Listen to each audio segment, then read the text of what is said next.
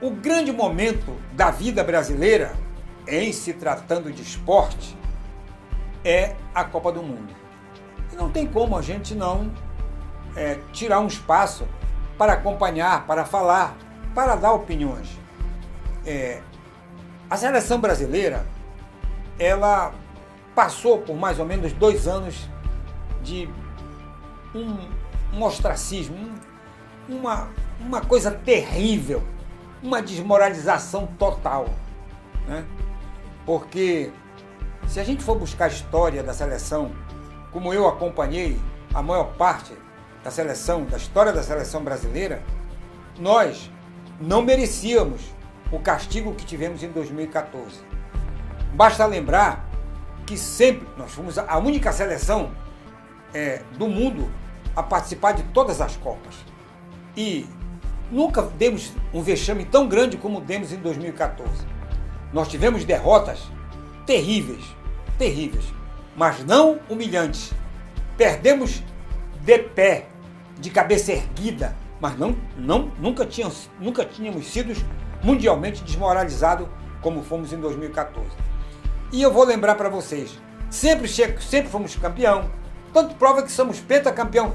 É o país do mundo que mais tem título de futebol, é o Brasil.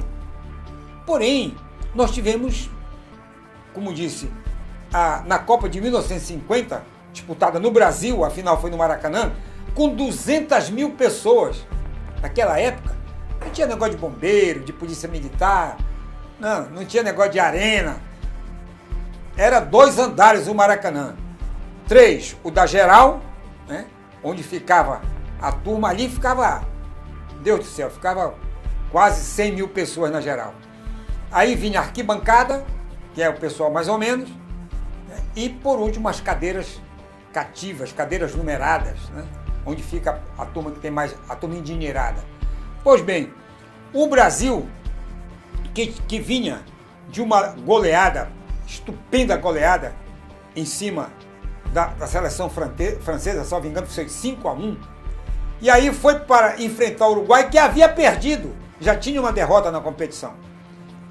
E aí, aquela história do sapato alto, do já ganhou, encheu a cabeça do Brasil todo e da seleção que entrava em campo. O Brasil não admitia qualquer resultado que não fosse uma grande vitória.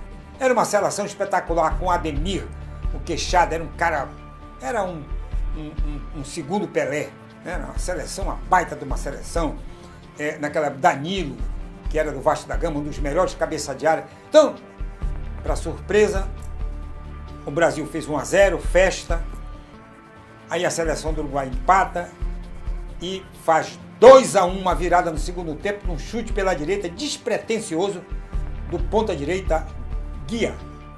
E aí o Brasil foi desclassificado. 200 mil pessoas saíram chorando do Maracanã em 1950.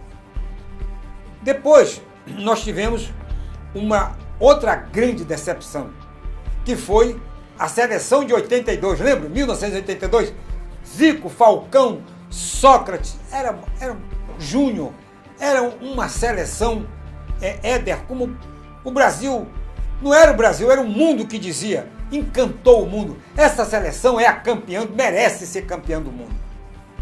E o Brasil chegou finalmente na partida semifinal contra a Itália que também já tinha perdido, tinha tido um empate, vinha capengando, e de novo a empáfia brasileira, né? O salto alto, já ganhamos. E aí, um cidadão chamado Nestor Rossi, o Rossi acabou fazendo 3 gols na seleção brasileira. E o Tele, quando o Brasil empatou em 2-2, tinha tudo para reverter, mas ele foi persistente, manteve o Brasil no ataque e nós levamos o 3º gol da Itália. Foi uma catástrofe. Mas a pior de todas foi em 2014, você sabe, né? Eu não vou nem falar jogo contra quem, só vou dizer assim, lembra do 7-1? Foi terrível. E aí agora, o Brasil levantou as forças, conseguiu colocar um treinador trabalhador, inteligente, agregador, aconselhador e um homem valorativo. O que eu quero dizer com isso? Que levantou, deu valor à autoestima do jogador brasileiro, que vinha capengando, vinha desmoralizado. Qualquer coisa que se falava, a brincadeira era os 7-1.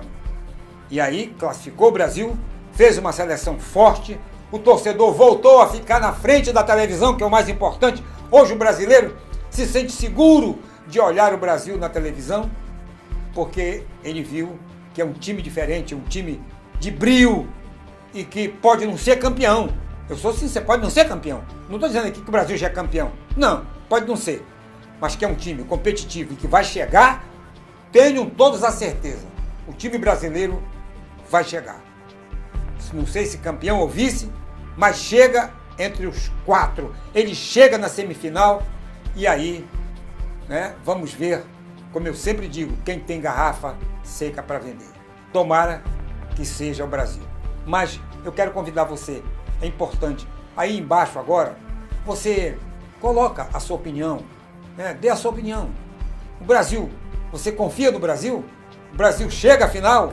O Brasil pode ser o campeão? Dê sua opinião.